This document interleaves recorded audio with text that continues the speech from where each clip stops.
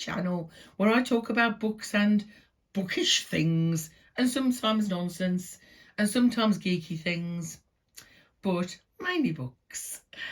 This is part one of my November wrap-up. I split it into two because I also did the Evilathon Prompts on Kasha at Kasha Cemeteries YouTube channel. So I wanted to do that first. All the ones I did. There was actually 9. I did 8 of them because one of them was read a book you wouldn't read in public, and there's nothing I wouldn't read in public. So, but the other 9 I did. One of them was to watch a film, paranormal, religious film. So I watched Pope's Exorcist this month with my husband. It was very good. I thought I was quite impressed. So yeah, it was pretty good. But then I did 8 books, and these are the 8 books I read in November for Evilathon. We're actually doing another sprint next Wednesday because last Wednesday was cancelled. But so if you want to join us on Kasha's channel, 7 o'clock on Wednesday, the 6th of December, 7 o'clock. So the first one, I've got my list. A book you keep seeing around everywhere. This is all over BookTok, Bookstagram, BookTube. And so I thought I'd give it a go. I had it on my Kindle, so it is Hidden Pictures by Jason Rekulak. I read this as a buddy read with my lovely friend Joanna, and I was a bit unsure whether this would work on a Kindle because it's well known for being full. The story is told not only in a story, in word form, but also through pictures. So it's basically about this woman who is just come out of rehab. She's called Mallory. She's only young, 18 I think, and she takes a job originally just for the summer with this couple who've got a little boy called Teddy, and they've recently just arrived in the area, very posh area, and so she moves in, and she moves into the little cottage, basically a summer house in the garden.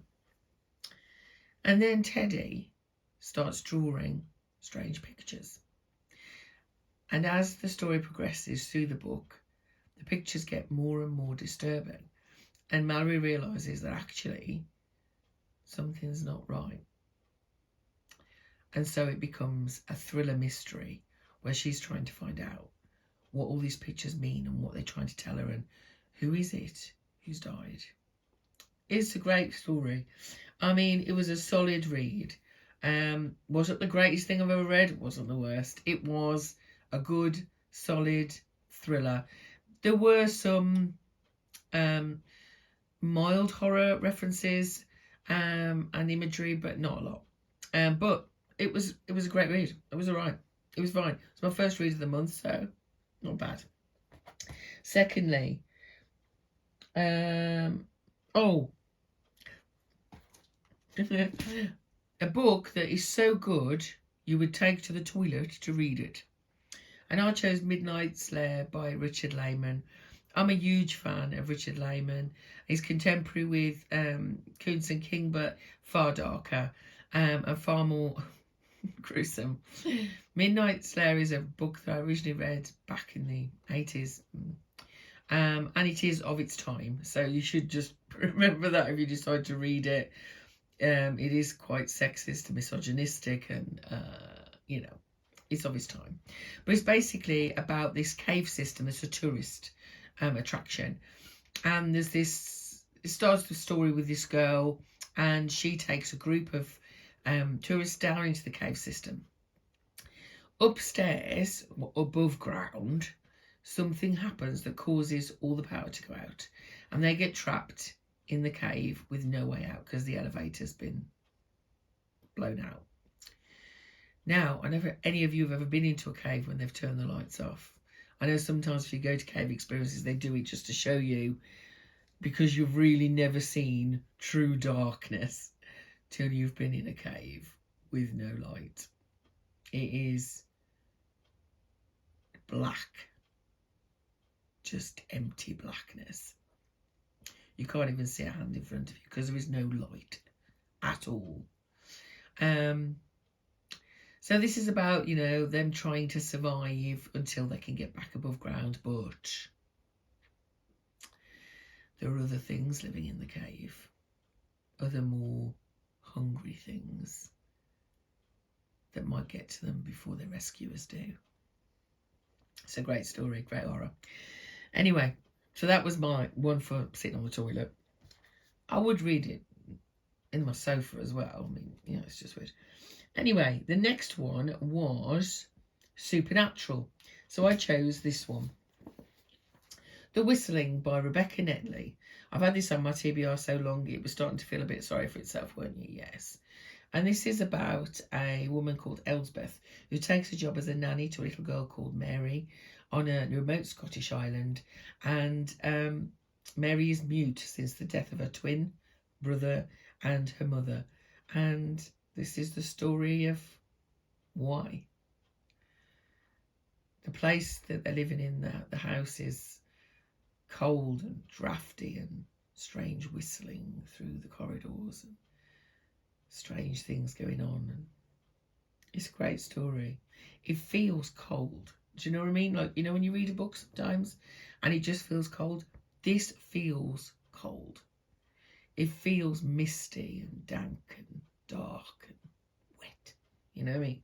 It's a great horror story. It's a ghost horror story, and more a ghost story, maybe supernatural, but it's such a good read. So yeah, really enjoyed that. Very annoyed I didn't get to it earlier. The next one is a recommendation from a friend. I'm having people constantly recommending things to me, which is fantastic. And one of the authors that was recommended the most this year is Darcy Coates. I read one by her last month called From Below, which was a deep sea water horror, which was great. And so this time I decided to read a ghost story. It's called The Haunting of Ashburn Manor House. Haunting of Ashburn House. And this is basically about a woman called Adrienne who is on really hard times. And then she gets left a house by this mysterious relative she doesn't remember, which she thinks she's fallen on her feet, you know. So she goes there, and then strange messages are carved into the walls, and she starts to remember that she's been there before. And yeah, the best character in this book is her cat, Wolfgang. I liked Adrienne, I did, but she was a bit sappy, you know, but the cat, star of the show. But yeah, it's an old-fashioned haunted house ghost story. It's okay, it's fine. Then, I very rarely ever get a DNF because I really only choose things I know I'm going to like. So to get one is really rare. And so this one, sadly, what's it called? This Is How He Collects Them by Eric Woods, was a random pick from my TBR, which was one of the prompts. And the premise was great. It's about these 5 people trapped in a lift, and they all have magical powers, and something's trying to hunt them down. It was a great premise,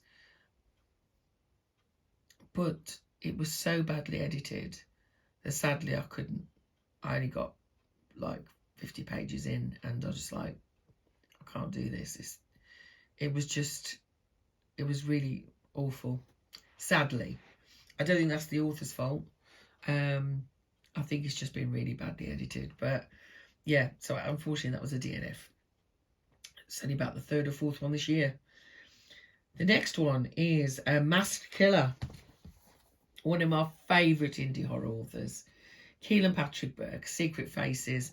This is 13 tales of terror, and it is really. It's all about the hidden faces, the hidden masks people wear, and what he does so well is he takes a really normal, everyday situation of a person waking up, making coffee, going to work, and then he twists it so he just like a gut punch.